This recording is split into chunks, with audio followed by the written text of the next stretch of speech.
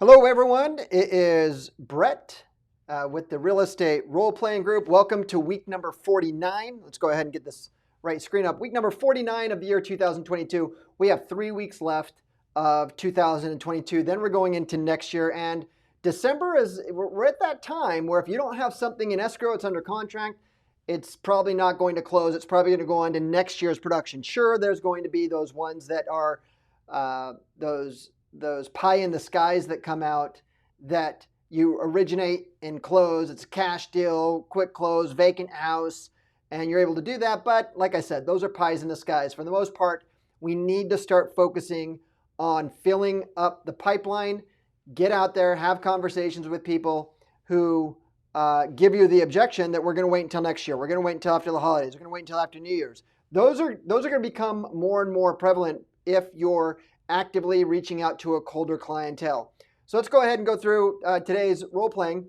I don't have much to say, so I'm going to go through this real quick. I do want to share with you, I just recorded episode 15 of the Luke and Brett Show.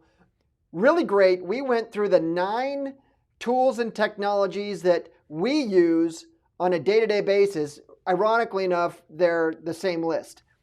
We developed the list out. He created one, I created one. We compared notes, and we use all the same things, and you should use them too because they will make your life easier and will bring you up. Now, let's talk about the role playing. So role playing scripts, we're sticking with the same schedule. Old expireds on Monday, Tuesday lead follow-up, Wednesday for sell by owner, Thursday sphere of influence, and then Friday is going to be just listed. You could also do around just sold.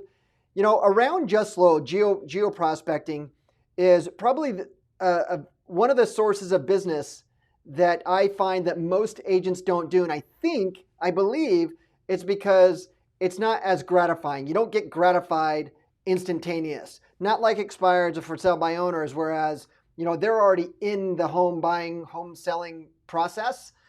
So you can convert them relatively quickly, whereas just listed, just sold. But it's all about building up your database. Okay, we want to find now business, but we also need to start padding and start building our database for future business. Okay, that we call that future money. So around just listed, just sold, geo prospecting, you should have a plan for that. If not, I'll be coming out with one that's going to help you launch one. Objections. Here's what we're going to do. Monday, we're going to wait until next year to sell. You're going to get that a lot if you haven't already. Tuesday, I'm going to take a break and I have no rush to sell. Probably going to get that too. The nice one about this objection is it talks about motivation. Keywords that I have no rush to sell. You want to hone in on that.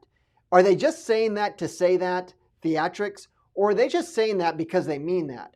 Because that's the difference between somebody who needs to sell and wants to sell. And in a rising interest rate environment with it pressing down, with nobody wanting to move because they have a sub 3% interest rate, no rush to sell and needs to be explored more. So practice that.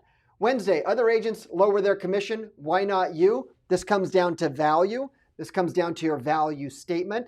Look, all things being equal, if a consumer looks at you and they look another real estate agent and the only thing they see different is a different color suit or different color shoes, but everything else is the same, the lowest price is going to prevail and that person has been commoditized.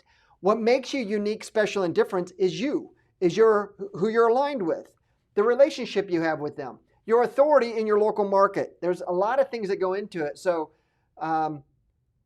you need to know how to not just rebuttal that type of a question. I don't really call that an objection. I call that more of a question. But you need to know how to respond to that question both verbally and be able to back it up too. Thursday, I want to list the property higher than you recommend. Look, that's going to be par for the course. Sellers get the memo weeks, months late. The market will turn and they're going to still think it's the same. It's not the case. This has a lot to do with educating the consumer. This has a lot to do with helping them come to their self-realization. One of the things I often say is that nothing you say will change somebody's perception. Only they can change their perception. You can help it by asking questions, leading them down the path. So practice that. Friday, last one of the week. What do you do to get homes sold? This should only come up on initial calls when it's a cold clientele. You do not want to get to the dining room table, have a listing consultation, and them not knowing what you do to get your home sold. Because now you're going to be in a selling position. And you're also setting yourself up to, we need to think about it. We want all that done during their discovery period. That's the whole process of this. And then let's talk about the listing sequence. Tuesday and Thursday, we got the pre-qualifying the listing or the buyer. Thursday is listing consultation, buyer consultation, your choice, which one you want to practice with. You do that on Zoom. So, ladies and gentlemen, that's what I have for week 49. Thank you for watching this video. Thank you for being role-playing. And let's get out there and get you guys some business. Take care. Bye-bye.